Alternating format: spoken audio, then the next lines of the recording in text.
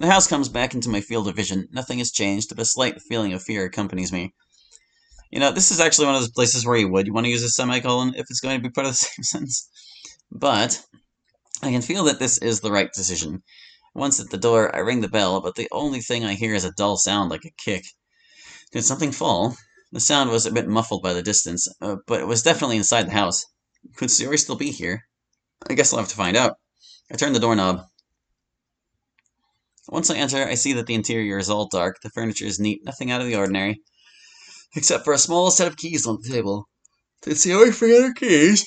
Although, after a quick mental count of the doors and keys, I noticed one key was missing. That is an odd thing to do, but okay. Why would Sayori leave her keys and only take one? I discard the idea that the missing key is for the main door, because if it were, I wouldn't have been able to enter in the first place. So which room does it belong to? And then a strange feeling made my head think about Sayori's room. I leave the cupcakes on the kitchen table along with the keys, but not before taking one of the cupcakes in case she's in her room. Sayori, are you there? No response. Though there's also the possibility that she's still asleep. It wouldn't be the first time if that were the case. Also, I doubt the sound from earlier was just a coincidence, especially with the missing key. Why can't I get that key out of my head? With that decided, I'd head to the second floor, with the silence with every step I take is uncomfortable. I reach the last step and look at the place. It doesn't look like she's still here. I'll check if she's in her room. I approach the door and knock. Your CG seems to be too small to fit the window. If you size it up a little bit with a transformation, or under the definition of it, you can probably make it fit. Sayori, are you there? No response. I gently turn the doorknob to her room and is it locked? How strange. She usually doesn't even remember to lock doors, but then the missing key comes to my mind. So does that mean Sayori is in there, right? But then why would she bother locking her room? I think I already have the answer to that question. Sayori, I know you're in there. I'm not going to force you to open. Sorry for not trusting what you said. It's just that I didn't feel right going to school without you. Sayori, there are things I didn't tell you. Things that happened while we were apart for 2 years. When I left, I mean. I did something that haunts me to this day. I don't have the courage to tell you, but I know that sooner or later you'll find out. And about yesterday, I meant it. You are special to me. No response. The seconds pass. Maybe she's asleep. Maybe she was never there. Maybe it's better this way. Goodbye, Ah! My ears heard a very faint sound that tried to resemble a voice from the other side of the door. Sayori, is everything okay? I discard the idea that she's asleep, but what if it was just my imagination? But at the same time, if she really is sleeping, the right thing would be to wake her up and go to the festival. It would be a good thing to distract her from her rainy clouds.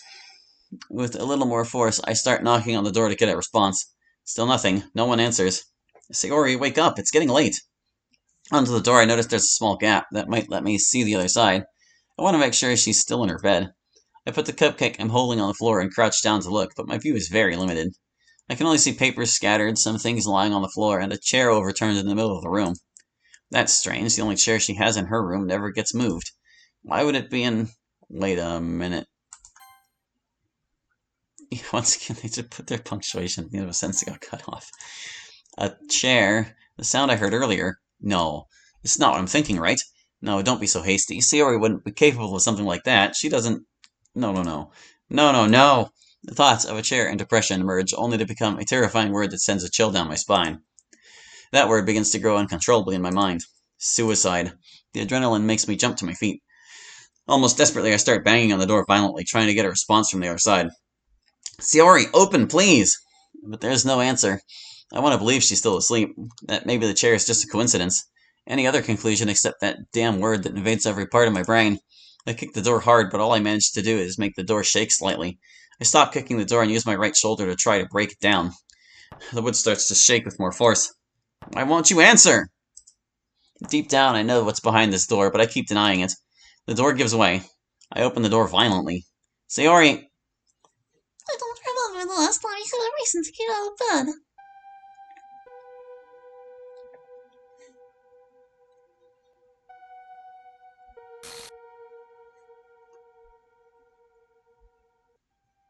Those were the first words that came to my mind when the door allowed me to see the inside.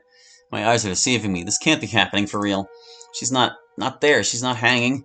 Her lifeless eyes stare into the void. It's the second time I've seen someone's lifeless eyes, and this time they belonged to my best friend. This is impossible. Why? Her suspended figure in the air, the chair thrown on the floor. It's the same chair I could see under the door. No, this isn't really happening. This isn't real, it's just a dream, a hallucination, an illusion, a fallacy. A moment ago I heard her voice, fragile even. I even heard a voice. Is that possible? Of course it's possible. Sayori isn't gone. I need to make her react. I don't care if it's a desperate conclusion. I don't care how low the possibility is. If Sayori is still with me, I won't let her go. Not giving up on that possibility. With more hope than willpower, I barely managed to snap out of my shock. I rush to her body as quickly as I can and pick up the chair that was beneath her. I use it to get to her height and remove the rope from her neck. As I do, her head tilts toward me without visible signs of life. Sayori, don't do this. I'm here. I'll do anything. Just don't leave me. Please. I keep my gaze away from Sayori's visibly lifeless body. This is affecting me. It's really hurting me. I refuse to see Sayori like this. Sayori, if you hear me, everything will be fine. Just hold on. Stay with me. Stay with me. My sanity is dissolving faster and faster, and I lose fluency in my words. With the utmost care, I get off the chair with her body and gently lay her on the floor. I kneel beside her, and with the little medical experience I've gained from games, movies, and shows, I begin pressing rhythmically on her chest with both hands. Come on, Sayori, please respond. The adrenaline is a part of me right now. I see her mouth exhale. I stop pressing her chest and lean closer to her mouth, which still has no airflow. My lips meet hers, sharing the air that's inside my lungs with her, and once again I press her chest. The fact that she still has warmth means it's not too late, and I won't give up. Just keep trying, Sayori. Stay with me. Keep doing it. 1 minute. 5 minutes. 10, 15, 20 minutes. By this point, I had lost track of time. But I knew time had passed because my muscles hurt like hell. From so many times sharing air, I feel like there's a lack of it in my lungs. And at the same time, the lack of air makes my consciousness at times start to fade. My damn body is failing me. After so many attempts, I thought she would react more than once. I even felt 1 or 2 cracks in her chest. I thought they were heartbeats, but my imagination only gives me false and cruel hopes. And Sayori, she didn't show any signs of life. My muscles and consciousness can't keep going, but I don't want to give up. And I keep trying. It's all my fault. I shouldn't have doubted. I should have gone in from the start. She would be alive if I had gotten here on time. My body is going far beyond its limit. I can feel it, but I keep going. My mind, my sight is starting to blur, but I keep going. I keep going. I keep going. Keep. My arms stop moving. My whole body is numb. I feel something coming from my mouth. Is it foam? Oh. My body falls next to Sayori. I'm unable to keep moving, and I can't breathe. My eyes are the only thing I can control. I look at Sayori. It's all my fault, isn't it? Sorry. Please forgive me. I'm only met with lifeless eyes, belonging to my best friend. Sorry. Sayori. My vision clouds. Everything goes dark. No matter where I look, it's just darkness. Am I dead? I walk aimlessly. Is this hell? Or maybe something worse? I walk aimlessly. What if this is just a dream? What if I just need to wake up? I walk aimlessly. But Sayori, I saw her dead. I walk aimlessly. In the distance, a dim light becomes visible. Maybe an exit. I run towards the light. There's a silhouette in the middle of the light. Could it be Sayori? No, it's not Sayori. Oh no. I recognize that figure. I stop moving and instead the silhouette starts to approach. It was an accident.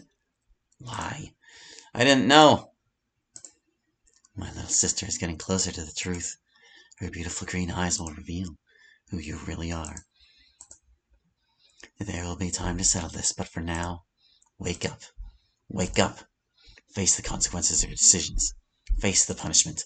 Wake up!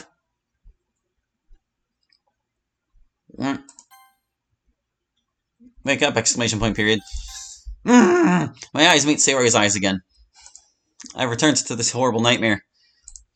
I don't want to see Sayori's body like this anymore. I want to leave. I want to disappear. But even so, I can't just leave her here. It's the last thing my fragile will needs. Despite all my frustration, I have to make one last effort. I grab my phone, and with the little composure I have left, I dial the emergency number. My hand shakes, as does my whole being. Probably should have done that first. Operator, what's your emergency? She She's dead. Who is dead? Please, I need an ambulance. Alright, please give me the address of the location. My voice has almost lost all strength, but I hesitantly manage to give her the address of Sayori's house. After giving the address, the operator starts giving me instructions, but my mind is no longer responding. My body was numb. The call is about to end, but there is no hope left. My throat hurts. What happened to me? The voice asking hesitantly belongs to Sayori. How is this possible? Sayori is breathing and she's looking at me. She's alive. Is this real or have I gone insane? But it's her. It's Sayori. Sayori's alive. She's breathing. Sayori! Without a second thought, I hugged her, feeling part of her body still warm. This was real. Holly, is that you? Where am I? Where are you? Her voice is hoarse and quite weak, but she's alive. I feel my eyes getting a bit wet, but she's alive. Sayori, I'm here with you. Don't worry. Everything will be fine. Are you really here? I can feel you, but I can't you. Is it nighttime? She can't see me. Sayori, it's almost noon. Are you okay? Is everything okay?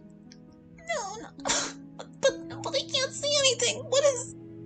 When I stop hugging her, I realize that Sayori's eyes... Sayori had no color. No.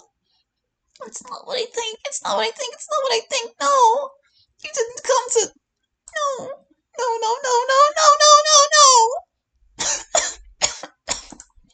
Her eyes. There was something wrong with her eyes. Why are you here?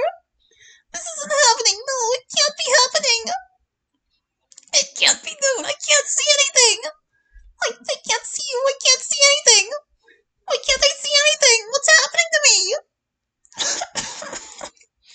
Sayori, please, don't strain yourself. Her face was filled with fear as her eyes, now with a faded and cloudy light blue color, looked from one place to another. I can't see you, Holly. I can't see anything. I'm scared. It's okay, I'm here. I don't understand it either. Just don't strain yourself too much. A voice on the phone catches my attention. It's the emergency operator. Sir, are you okay? I see the phone from where the voice is coming. I grab it and force myself to speak. How long will it take? 5 minutes, sir. Thank you. I end the call and see Sayori with an expression of panic and pain on her face. You're never supposed to end the call first. You let them get what they need and then they hang up on you. It takes a few seconds for her desperation to lessen a bit, minutes during which I don't know what to do. She has a fatal expression. I can't even imagine how she must be feeling. I wanted to end it all once and for all. I wanted the Rainclouds to disappear. I wanted to stop being a burden to everyone. But it was at that moment I realized I'm too cowardly to do it on my own. I wanted to say something, anything, but hearing her made me feel stunned. Her hands were bloody, with great wear on her fingers. Even some nails were broken. But why are her hands so... It can't be. There are multiple scratches on her neck and a pronounced mark around it. I know what they mean, but I won't speak of it. Not now. And you came for me. Why? Why would you bother with something like this? There's no need to ask that. Not right now. Please, tell me why you came to my house. You don't do this for no reason. Sayori says it again, ignoring my question and forcing me to answer hers. Sayori and I... My gaze focuses on the cupcake I had left on the floor, and with it the excuse I was going to use comes to mind.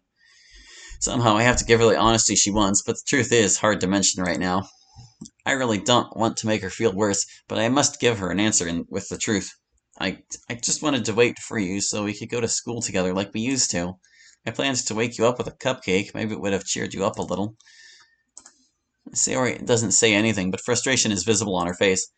It's all my fault, isn't it? I've always been a useless burden to everyone. I'm just a nuisance to everyone. And look at me now. My cowardice will only make me an even heavier burden for everyone I wanted to make happy. I shouldn't have opened these useless eyes ever again. Everything would have been easier for everyone that way. Sayori is... God, what did I just hear? I can't believe I let those words leave her mouth. But is this my fault? If only to... No, damn it. Be strong for once in your life. Be strong. But continuing to listen to Sayori's words only tears my soul apart even more than the worst part is I have no idea what to say. And now this is my punishment for everything I did. I will live and die content but to be a burden to everyone. She barely finishes saying those words, and Sayori breaks into tears. Before I can try to comfort her, I see how tears tinted red with her blood come from her eyes. I hear the sound of the ambulance siren approaching. The sound gradually grows louder, and I can feel now how it drowns out my thoughts. But I know what I have to do. With the utmost care, I help Sayori try to sit up. Sayori, the ambulance is coming. Please let me take you with them. In my mind, or if my mind had a limit, I'm sure it would have been crossed already. She tries to hide her face. I can only hear her sobbing faintly. I don't want to imagine what she must be thinking inside. She's not cooperating much, but she's not resisting either. I think that's enough. I help her down the stairs. And what will happen to the festival? That question reminds me of the place I'm supposed to be in first. Sayori, that doesn't matter right now. Let's just go to the ambulance. I know the girls will take care of things while we're not there. But don't worry, everything will be fine no matter what happens. You know them, and you know they'll do a great job no matter what. No response. Sayori remains silent. When I open the door, two paramedics are taking a stretcher out of the ambulance. At first, they were busy with medical procedures, not noticing us, but as we approach, the paramedics notice our presence. Seeing their faces, I notice some surprise, probably because of the blood tears Sayori is shedding. They quickly approach with a stretcher and place Sayori on it. I barely have time to think about anything when I see them putting her into the ambulance. I walk up and ask one of the paramedics who is about to leave, "Which hospital are you taking her to?" The paramedic takes out a small piece of paper with a pen and writes the hospital's address. "Will she be okay?" "I'll inform you at the hospital." "Can I go with her?" "That won't be possible. The patient needs a sterile space to avoid infections." His coldness only makes me feel worse than I already do. Ignoring my emotional state, the paramedic gets in the ambulance. I can only watch as they close the rear door and start driving away, gradually distancing from me. Now everything is silent. Things feel a bit heavy. The emotional fatigue makes me fall to the concrete floor. Ground. So many things just happened in such a short time. My mind starts replaying everything that just happened up to this point. For a moment, I even thought I had actually gone crazy and imagined everything. But the paper the paramedic gave me makes me realize that everything that just happened was real. Now only one question runs through my mind, the one Sayori asked me. What will happen with the festival? Question mark period. And I think that is as good a time to call it for now as any. I only needed 2 episodes to cover for the week, and we'll pick up with more of this next time. Thank you for watching. I hope you enjoyed, and we'll catch you next time with more of the Dark Rainclouds. Hope to see you then. Bye-bye.